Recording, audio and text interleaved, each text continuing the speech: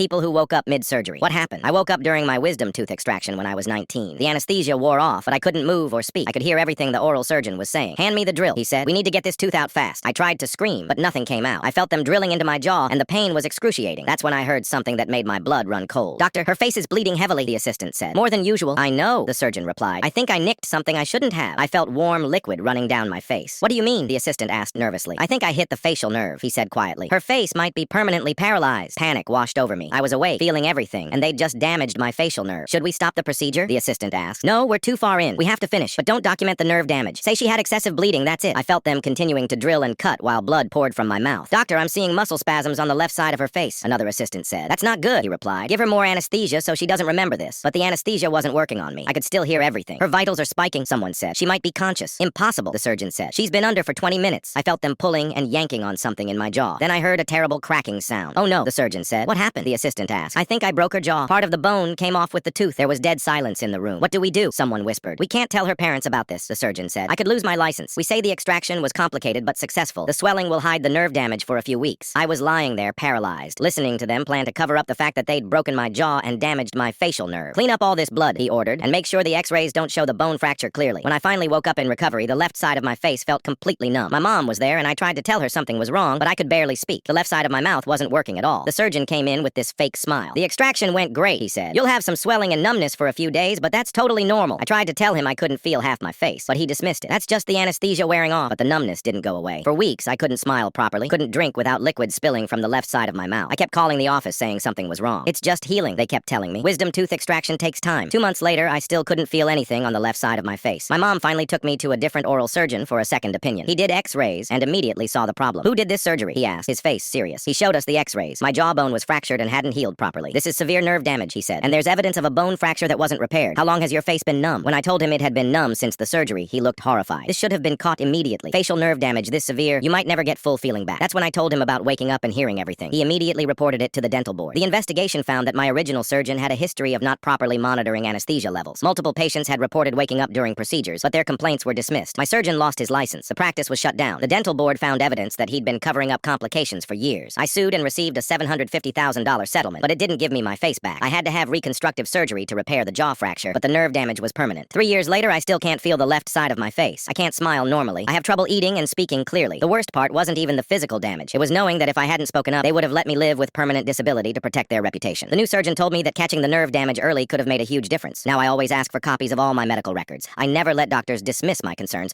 no matter how minor they seem. And I always make sure someone advocates for me during procedures, because sometimes the people supposed to help you are the ones who hurt you most.